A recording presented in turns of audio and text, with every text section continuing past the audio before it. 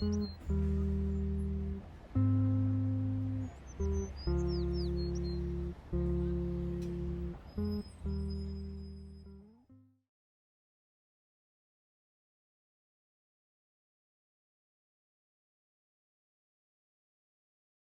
an important question to start off nowadays, right? It's just how are you doing? I am I'm grateful. I think that's the word I have been using throughout this period of time only because I get to be in a vocation where I am allowed to work from home during shelter in place, whereas a lot of people I know who are not allowed to work from home or um, not in a vocation where they have the capacity or even the equipments and resources and tools to work from home, and hence they don't get an income. And so I am overall very grateful that I get to be in a position with an organization where I can work from home and still be doing okay. So professionally, while the mission of LINC to engage, equip, and empower local leaders always better done in person, it is not impossible to continue ministry over Zoom, like what we're doing right here, having conversations, still seeing each other's faces. But however, as an organization that is 100% donor based, during this time of crisis, fundraising effort, as you know, is expected to be shifted to be a much more sensitive to where people are at. And so professionally, definitely that's where I see the impact. Personally, the crisis happens at the peak of my back pain. I pulled it more than a month ago. And it's really is a blessing in disguise that I get to, I don't have to drive in the long LA commute and traffic because the pain really heightens during and after my long drive.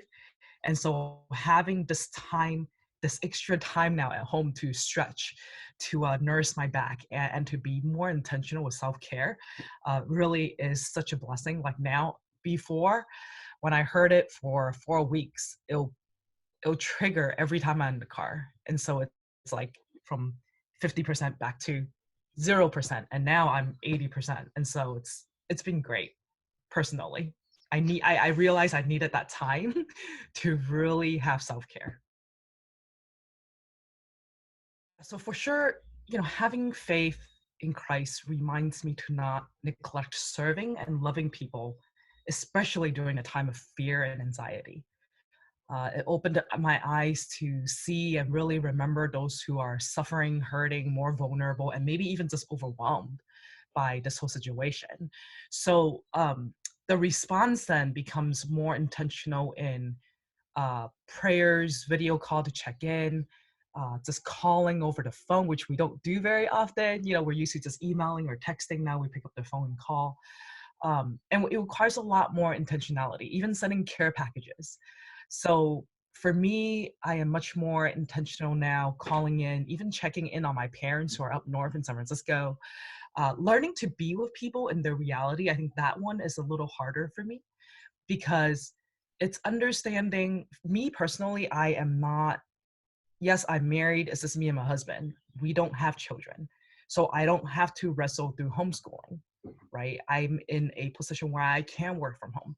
And so I can only imagine so many leaders out there that we serve and friends and family who are overwhelmed in this time to have to fulfill the needs of their job, fulfill their need as a parent, fulfill their need as taking care of their aging family. And so working from home, homeschooling, getting food and groceries for parents and grandparents, these are it's a lot for a person to do during this time. And so learning to be um, with people in their reality is something I feel faith has played a role in how to respond to people. It's just learning how to be with them in their reality because it's tough for a lot of people out there. It's tough.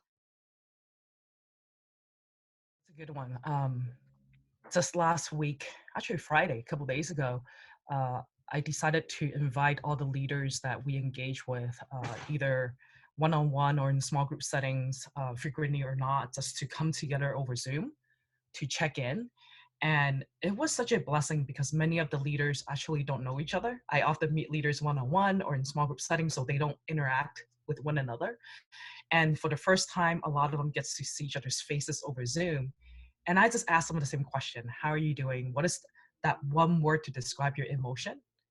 And then what's working and what are some things that's challenging you? And so hearing each of them share and then seeing them encourage one another in that space, I'm just facilitating it, right? I'm just facilitating that so that there is a space for them to encourage one another, pray for one another.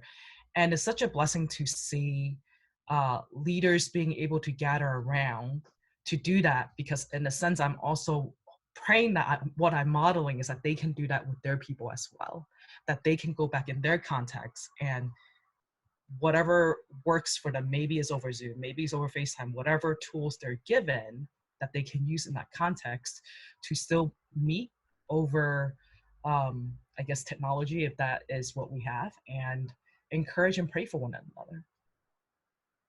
Great. And then another thing is, sorry, just to add a few more things, I guess some of the things that we as LINC are doing is we recognize that a lot of smaller ethnic churches are struggling. One with technology, two with offerings. So what LINC decided to do, LINC Ministries in general decided to do is any churches that we're definitely serving and partnering with who don't have anything online set up or just don't know how, that we're willing to pay for that fee to help them set up during the season so that they can still get offering online, because that's kind of the livelihood of the churches and even some of the leaders, right? And so that is something that LINC is willing to step in and do. And then another thing that I did is, as a Thrive member myself, I actually applied for a Thrive in Action Team project where, yes, social distancing, I'm not going to be able to gather a team to put your packages and hand deliver them. But what I wanted to do is go online and order some basic supplies or maybe even food to send to families who are struggling, or maybe they have a family of 5 and they just need to feed their kids or homeschool their kids and don't have time to cook. And so that is something that I am doing, and that is something that I'm sharing with other leaders, that they can be creative in what they can do as well. You know, that during this time, just for me, especially because we are in a Lenten season, being in the Word reminds me that, trusting that God is still sovereign and in control makes the process and the journey of this crisis much more manageable. That regardless of what happened, we get to have this eternal perspective that suffering on earth is temporary and that one day this too will pass, and that His word and last will last forever. And that is the hope that I have anchored, and I pray that that is the hope that others will have anchored as well, to have peace during this unprecedented time.